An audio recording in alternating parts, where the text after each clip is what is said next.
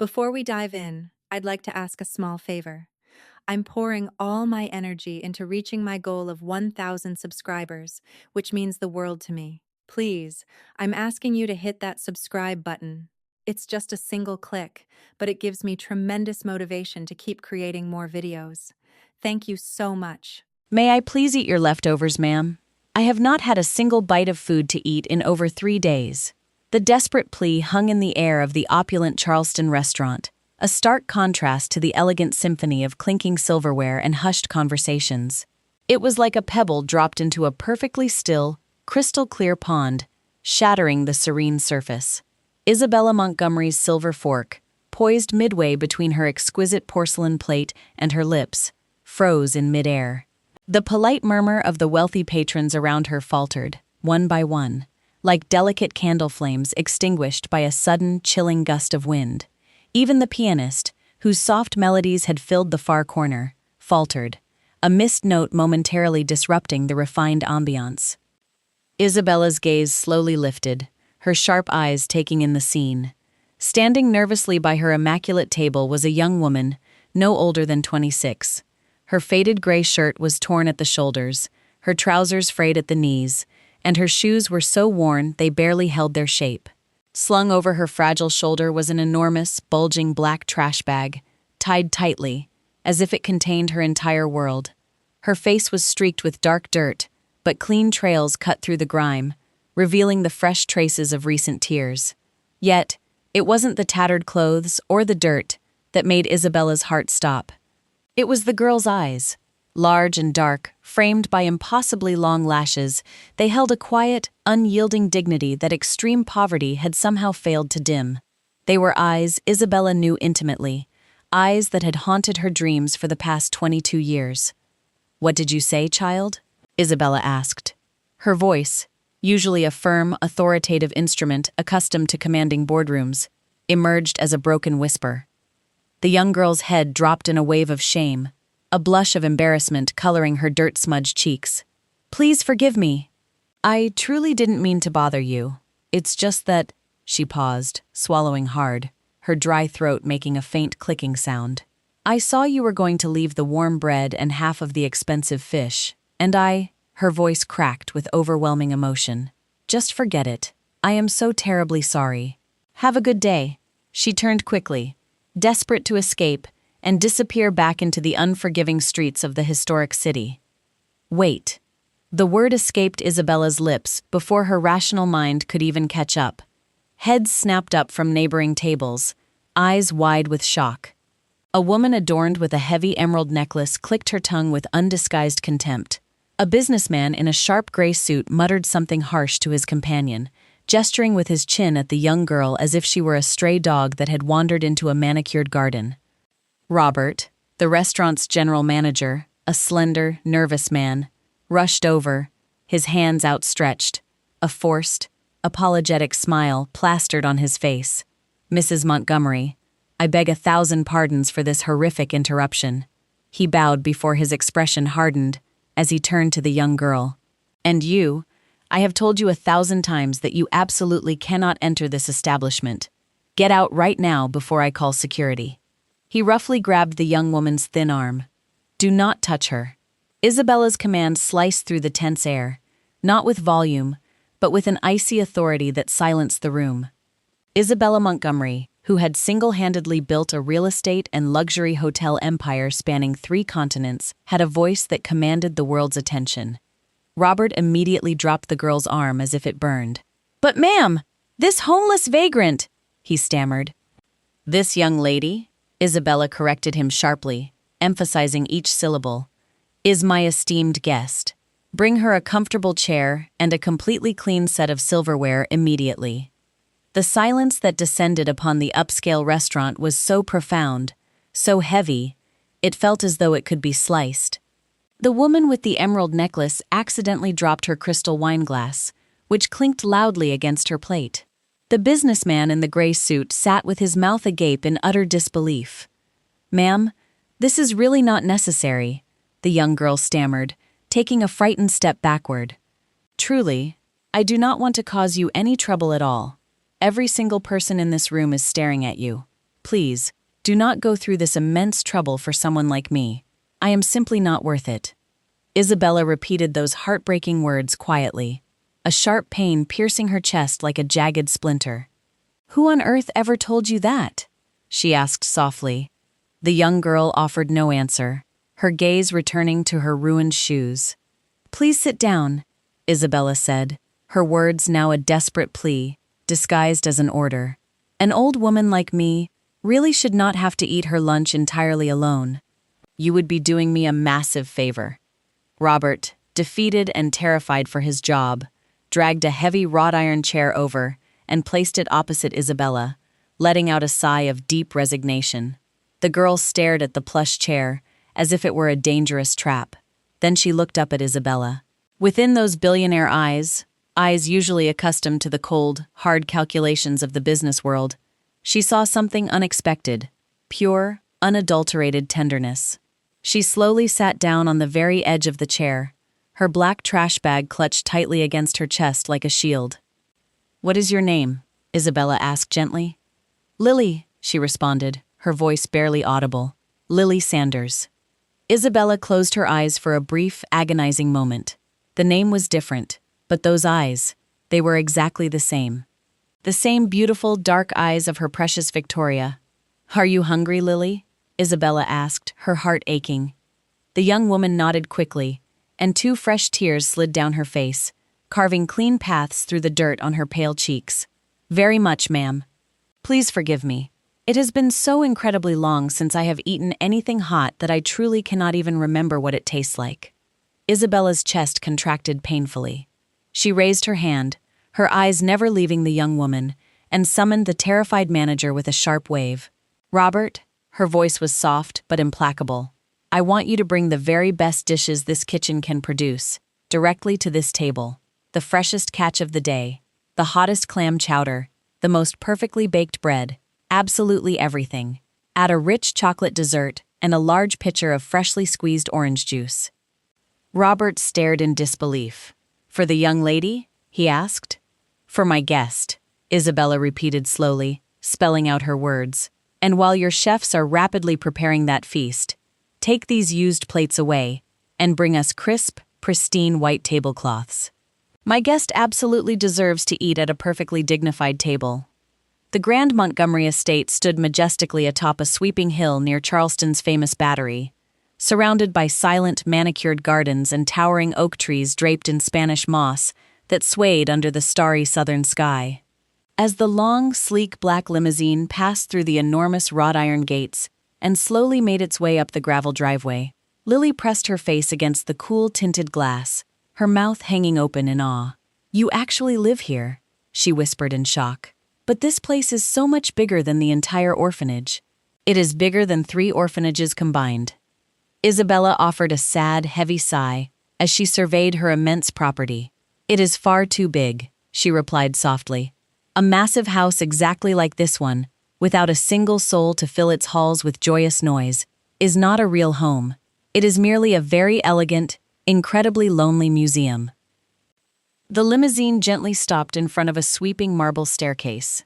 The uniformed driver opened the thick door, and Lily stepped out timidly, still clutching her black garbage bag, feeling more out of place than she ever had in her life. A stern-looking older woman, in a starched white apron, stood waiting at the massive front doors. This was Clara, the fiercely loyal housekeeper who had served Isabella for over 30 years.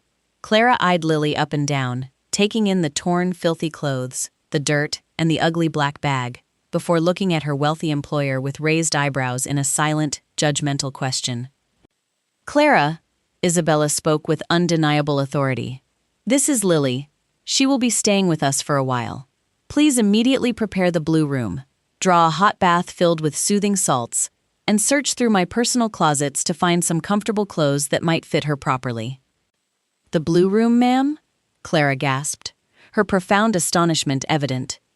They had kept that specific, tragic door locked for over 2 full decades. "Yes," Isabella responded with unwavering firmness, though a tiny, almost imperceptible quiver betrayed her voice. "The blue room." Clara slowly nodded, understanding that something monumental was occurring, and gently guided the exhausted young girl into the spectacular, cavernous interior of the mansion. As Lily ascended the massive marble staircase, her eyes wide with wonder at the gorgeous oil portraits and glittering crystal chandeliers, Isabella remained at the bottom, silently watching her go.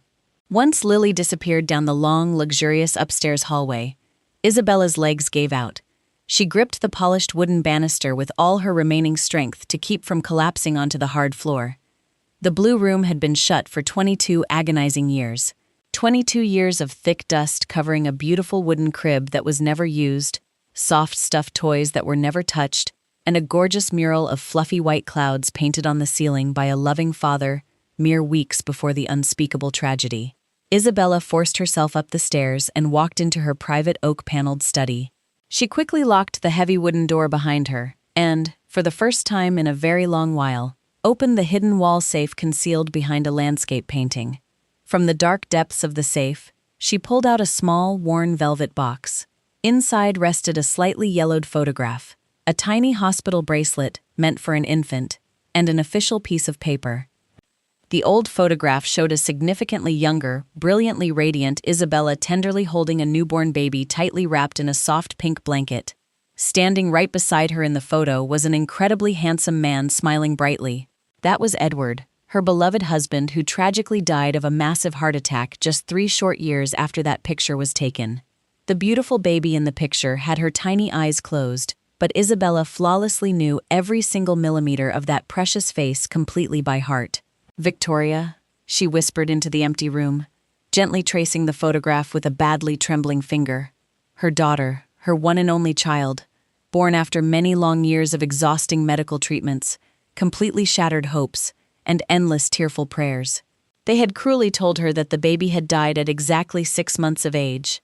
A sudden, terrifyingly high fever, on a terribly rainy night, a desperate speeding car ride to the emergency room, and then the grim-faced doctor, slowly walking out of the sterile operating room to deliver the horrific words that entirely destroyed her universe.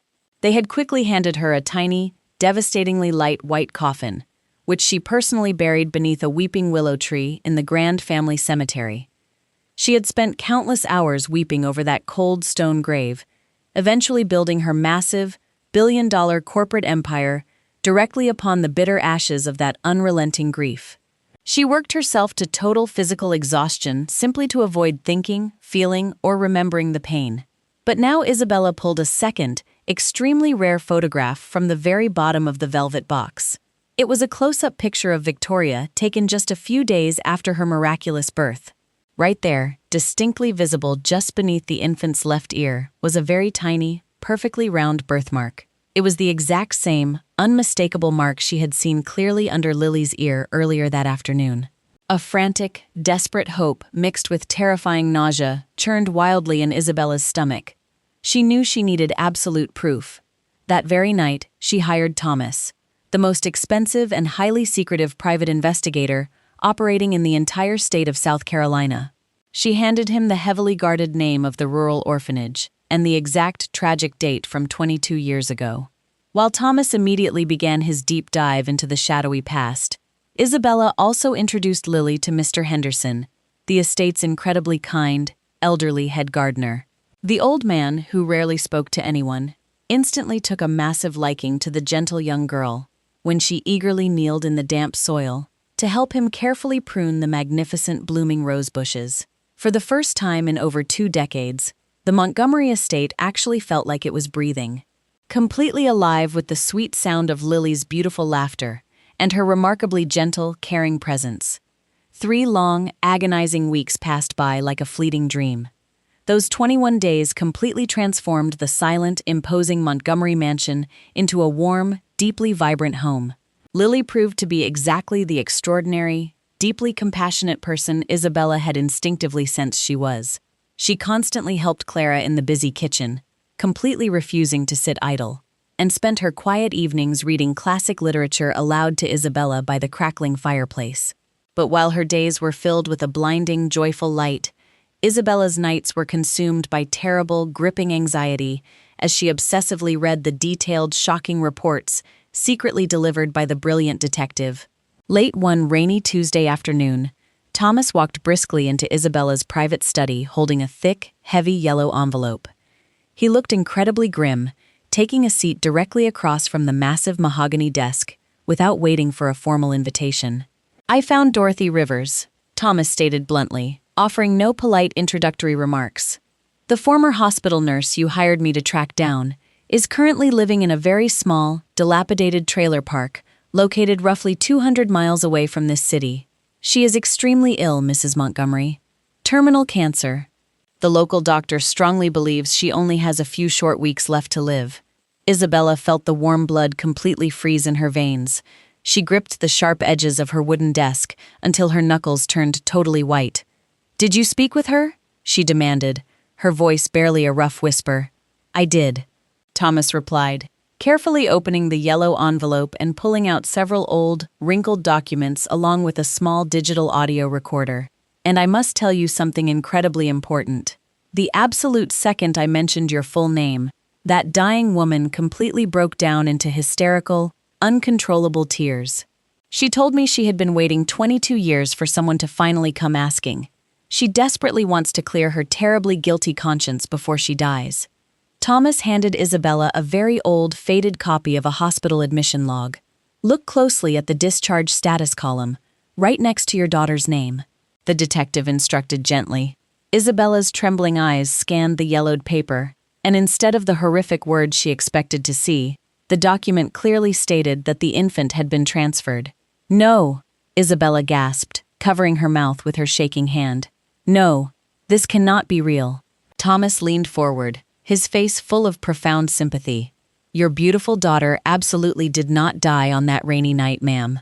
The terrible fever she suffered from was entirely real, but the resilient infant completely recovered. What actually happened was a massive, highly illegal bribe. Someone incredibly wealthy wanted that baby to permanently disappear, ensuring that you firmly believed she was dead and buried." "Who?" Isabella cried out, the agonizing pain of 22 lost years completely tearing her fragile soul to pieces. "Who would possibly do something so unbelievably monstrous to a grieving mother?" Thomas let out a heavy, tired sigh. "According to the nurse's sworn, recorded confession, the cruel order came directly from your late husband's own family, specifically from his greedy younger brother, Arthur." The entire room violently spun around Isabella. Arthur Montgomery, the bitter, deeply jealous man who had always lived entirely in the massive shadow cast by his highly successful older brother. The man who, when Edward tragically passed away just 3 years later, legally inherited exactly 1/2 of the massive corporate empire, solely because there was absolutely no living child left to claim her rightful inheritance. Arthur had stolen her baby purely out of a disgusting, unquenchable thirst for immense financial power. Thomas continued speaking in a very calm, reassuring tone. The young nurse was offered fortune, but she simply could not bring herself to murder an innocent child.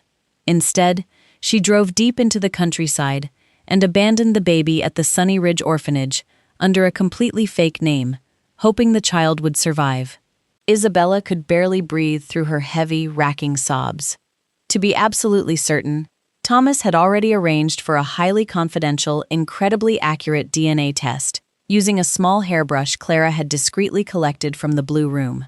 "I have the final laboratory results right here," Thomas said softly, handing over a pristine white paper. Isabella unfolded it with violently shaking hands. Her eyes locked onto the bold black numbers printed at the very bottom of the page. A 99.99% match. The hungry, homeless girl who had desperately begged for leftover fish was definitively, scientifically proven to be Victoria Montgomery, the sole rightful heir to the entire Montgomery fortune. Isabella slowly walked into the cozy, sunlit living room, where Lily was quietly reading a thick novel on the plush sofa. Tears were streaming freely down Isabella's face, but for the very first time in decades, they were tears of pure, unadulterated joy. She sat down directly next to the deeply confused young woman, reached out, and gently took both of her soft hands. "Lily," Isabella began, her voice thick with overwhelming emotion, "I need to tell you an incredible, miraculous story about a tiny baby girl who was cruelly stolen, a terribly evil uncle who lied for money, and a heartbroken mother who wept over an empty grave for 22 agonizing years. As Isabella carefully poured out the entire shocking truth, showing the DNA results and pointing out the matching birthmark, Lily dropped her heavy book onto the expensive rug. "You are my mother," Lily whispered, her voice breaking completely. "Yes, my beautiful Victoria, I am," Isabella sobbed, throwing her arms tightly around her daughter. They held on to each other fiercely, crying loudly in the beautiful room, finally filling the massive empty house with the profound, healing love that had been violently stolen from them so long ago. While the Montgomery mansion overflowed with immense, newfound joy and a profound sense of healing, a dark, incredibly dangerous storm was rapidly brewing in the shadowy, seedier parts of the city. Richard, the violently manipulative and incredibly cruel ex-boyfriend, who had intentionally forced Lily to sign fraudulent loans and ultimately driven her onto the unforgiving streets, had not stopped hunting for her. He knew she owed dangerous people a massive amount of money, and he fully intended to use her to save his own miserable life. After weeks of asking brutal questions in dark alleys, Richard finally tracked her all the way to the breathtaking gates of the magnificent Montgomery estate. He sat inside his rusted, completely beat-up car smoking a cheap cigarette while staring furiously at the massive mansion. When he realized that the wealthy billionaire Isabella Montgomery had taken the homeless girl in, his dark, greedy eyes lit up with a totally sinister, deeply wicked realization. Richard was incredibly cunning. He spent several days silently stalking the estate, gathering valuable information, and eventually discovered the shocking, tightly guarded secret regarding the miraculous return of the long-lost heiress, Victoria Montgomery. Knowing exactly how much money was truly at stake, Richard managed to find the direct private phone number of Arthur Montgomery, the very man who had originally orchestrated the horrific kidnapping 22 years ago. Richard arranged a highly secretive meeting with the wealthy, arrogant older man in a dimly lit, incredibly expensive located downtown. Arthur, who was currently living an incredibly lavish lifestyle funded entirely by stolen inheritance money, was completely terrified that his horrific crimes would be exposed, entirely ruining his pristine public reputation and sending him directly to a federal prison for the remainder of his life. "I can easily solve your massive problem, Arthur," Richard sneered, taking a slow, incredibly arrogant sip of the expensive bourbon Arthur had reluctantly paid for. "I know this girl intimately. I successfully ruined her once, and I can easily, flawlessly do it again. But you absolutely cannot use brute violence. Isabella has far too much high-level security protecting that house now." Arthur narrowed his cold, calculating eyes, clearly intrigued by the ruthless younger man's proposition. "Then what exactly do you strongly suggest we do, you filthy little rat?" Arthur demanded, his voice dripping with pure, unadulterated disdain. Richard smiled, showing his slightly yellowed teeth. "We simply plant the incredibly toxic seed of deep doubt. We will effectively make Isabella believe that Lily knew exactly who she was the entire time. We will frame the girl as a brilliant, highly sophisticated con artist who entirely staged that pathetic encounter in the fancy restaurant just to steal the family fortune."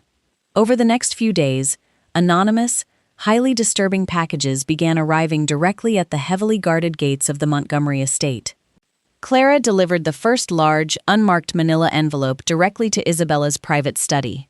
Inside, Isabella discovered several heavily manipulated, out-of-context photographs depicting Lily standing beside Richard on a dimly lit street corner, accompanied by a typed, profoundly malicious letter. The letter falsely alleged that Lily and Richard had spent months meticulously planning to infiltrate the Montgomery household, orchestrating the entire emotional restaurant scene to gain access to their substantial bank accounts. As Isabella absorbed the cruel words, a sharp, icy jolt of pure fear pierced her still-healing heart.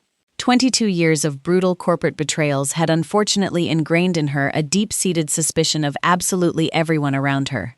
For one fleeting, terrifying instant, the venomous poison of profound doubt successfully seeped into her vulnerable mind. That very same evening, Isabella slowly entered the blue room, clutching the fake photographs in her trembling hands. They glanced at the pictures of her terribly abusive ex-boyfriend and immediately erupted into fearful tears. Witnessing the painful, lingering hesitation deeply reflected in her mother's eyes, Lily grappled with the horrific, silent question of whether her daughter was, in fact, a cruel deceiver. Lily's fragile heart shattered into a million tiny pieces. "You actually believe them?" Lily whispered, her voice utterly devoid of hope. "After my entire life of being discarded like useless garbage, I truly thought I finally had a real mother who loved me. Keep your massive fortune, ma'am. I absolutely never wanted a single penny of your money." Lily immediately turned away, snatched her old, completely ruined clothes, and began furiously packing her black trash bag, fully prepared to walk straight back out into the cold, unforgiving streets, rather than remain in a beautiful house where she was not trusted. Seeing her daughter utterly willing to abandon billions of dollars solely to preserve her own quiet dignity completely shattered Isabella's momentary doubt, proving once and for all that Lily's pure, beautiful soul was entirely incapable of such an evil deception. "Stop right there, Victoria," Isabella practically shouted, her voice choked with raw, overwhelming emotion, as she tossed the fake, manipulated photographs directly into the burning fireplace. She rushed across the beautifully decorated bedroom and fiercely embraced her deeply sobbing daughter. "Please forgive me, my precious child. I was so incredibly terrified of losing you again that I foolishly allowed the dark paranoia of my past business life to blind me for a brief second. A true con artist would have stayed and fought desperately for the money, but you were fully prepared to walk away with absolutely nothing but your pride. You are my daughter, and I swear to you upon my very life, I will utterly destroy the evil men who are trying to tear us apart." Lily slowly set down her old, battered black bag, burying her tear-stained face deep into her mother's warm, comforting embrace, finally allowing herself to truly believe she was entirely safe from the world's cruelty. The very next morning, Isabella contacted William, her incredibly powerful and highly trusted corporate lawyer, and the local chief of police, orchestrating an elaborate, perfectly executed trap. Aware of Arthur's immense arrogance and deep greed, Isabella sent her brother-in-law a highly confidential, flawlessly acted message. She falsely claimed to have completely uncovered the girl's supposed fraud, stating her utter devastation by the terrible betrayal and her urgent need for Arthur's expert legal assistance to discreetly remove the young impostor from the estate without causing a major public scandal. Arthur, utterly elated and arrogantly convinced his wicked, malicious plan had succeeded flawlessly, eagerly agreed to come directly to the mansion that very afternoon, bringing his new criminal accomplice, Richard, along to witness his ultimate, glorious victory. As the two incredibly smug men confidently sauntered into the grand, sunlit living room of the Montgomery estate, they fully expected to find Isabella weeping uncontrollably and Lily completely banished. Instead, they found Isabella sitting perfectly upright in a high-backed velvet chair, sipping Earl Grey tea with an expression of absolute, terrifying calmness. "Arthur," Isabella said softly, gently placing her delicate porcelain teacup onto the silver saucer. "You truly believed you could destroy my beautiful family twice and get away with it." Before Arthur could even utter a slimy, fake response, William the lawyer emerged from behind the heavy silk curtains, firmly holding a small digital recorder. He loudly pressed play, and the unmistakable, guilt-ridden voice of Dorothy Rivers, the dying nurse, echoed clearly throughout the entire room, detailing precisely how Arthur had paid a massive fortune to have the infant permanently disappeared 22 years ago. Arthur's face turned completely chalk white, all the arrogant, smug color instantly draining from his terrified features. Richard, realizing the situation was irrevocably doomed, immediately turned towards the large oak doors to escape, but three heavily armed, unsmiling police officers quickly stepped directly into the room, physically blocking all potential exits. "Arthur Montgomery and Richard Vance," the lead police officer announced in a booming, highly authoritative voice. "You are both formally placed under arrest for the kidnapping of a minor, massive financial fraud, severe criminal extortion, and multiple counts of grand larceny." As the cold, heavy steel handcuffs snapped tightly shut around their wrists, Lily bravely descended the sweeping marble staircase. She stood tall and immensely proud beside her loving mother, staring directly into the deeply terrified eyes of the cruel men who had actively sought to ruin her entire existence. They were finally being dragged away to face true justice, leaving the Montgomery family completely secure, eternally united, and absolutely untouchable. Exactly 3 wonderful, deeply transformative years passed since the dark, dramatic day of the arrests. Arthur was swiftly tried, convicted, and sentenced to serve 30 long years in a maximum security federal penitentiary, utterly stripped of all his stolen wealth and false prestige. Richard received 15 years for his numerous, highly documented frauds and extortions, effectively removing his toxic presence from the world. Isabella and Lily had spent those 3 beautiful years completely rebuilding their shattered lives, traveling extensively across stunning European cities, conversing for endless hours late into the night, and forging a bond so incredibly strong that absolutely nothing could ever break it.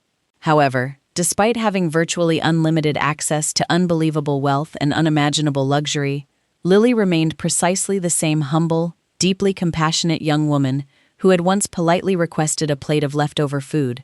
Lily successfully returned to the local university, studying incredibly hard into the late evenings to finally earn her teaching degree. Yet, she harbored no desire to teach at an exclusive, affluent private academy. Instead, she and Isabella combined their vast resources and profound compassion to establish the Victoria Montgomery Foundation. They purchased several large abandoned buildings in the poorest, most neglected neighborhoods of the sprawling city, and transformed them into beautiful, welcoming schools, entirely free medical clinics, and incredibly warm, dignified dining halls for the local homeless population. Every single day, Lily stood proudly before a brightly colored classroom filled with underprivileged children, teaching them how to read, write, and confidently believe in their own boundless potential, constantly reminding them that their current poverty absolutely did not define their ultimate worth as human beings. One cool, breezy Tuesday afternoon, Isabella completely surprised her beloved daughter by having the professional driver escort them directly back to the exact same fancy restaurant where their miraculous journey had first begun. Robert, the anxious manager, now endlessly polite and exceedingly deferential, quickly guided them to the very same table by the large glass window. Just as they were finishing their delicious, perfectly baked bread, a deeply frightened, terribly thin old man wearing a torn coat slowly pushed open the heavy glass doors of the restaurant. He looked around nervously, his deeply wrinkled face etched with profound shame as Robert immediately began to stride aggressively towards him, intent on ejecting him. But before the manager could utter a single word, Lily quickly rose from her chair, her heart overflowing with empathy, and rapidly crossed the dining room floor. "Please, sir, you do not have to leave," Lily said in a beautiful, highly comforting voice, gently taking the deeply embarrassed old man by his trembling arm. "You are my highly honored guest today. Please come sit at our table. We have plenty of hot food to share, and you absolutely should not have to eat completely alone." As Isabella proudly watched her beautiful daughter pull out a heavy, comfortable chair for the incredibly grateful old man, a profound, overwhelming sense of complete peace finally settled over her entire soul. She smiled warmly, signaling the waitstaff to bring their finest, most expensive meals for their new friend, knowing that the agonizing pain of her past had completely given way to a brilliant, immensely beautiful future. Life is a profound and utterly unpredictable journey, often severely testing our fragile spirits with unbearable grief, terrible loneliness, and unimaginable betrayals. Yet, it is solely through these very painful trials that the true depth of human compassion is ultimately revealed. When we finally grow older and much wiser, the glittering allure of massive wealth and the utterly hollow pursuit of social status inevitably fade into the distant background, leaving behind the only true currency that actually matters in this universe: the unconditional love we share, and the genuine kindness we freely extend to total strangers. The world can frequently be a cold, deeply unforgiving place that cruelly attempts to convince the vulnerable that they are completely worthless. But a single, courageous act of genuine empathy, looking deeply into the sad eyes of someone entirely forgotten and offering them a warm seat at the highly guarded table, possesses the miraculous power to beautifully alter the entire course of human destiny forever. We must absolutely never allow the deep, painful scars of past deceptions to permanently harden our beating hearts, to the tragic point where we become entirely blind to the spectacular miracles standing right in front of us. True healing absolutely does not come from isolating ourselves behind massive walls of suspicion, but from bravely daring to trust, daring to reach out, and daring to passionately believe that even in the absolute darkest, most terrifying corners of human despair, the brilliant light of human goodness strongly endures. We are all deeply bound by the incredibly fragile thread of our shared humanity, and in the very end, it is our unwavering willingness to constantly uplift one another that truly finally saves our souls.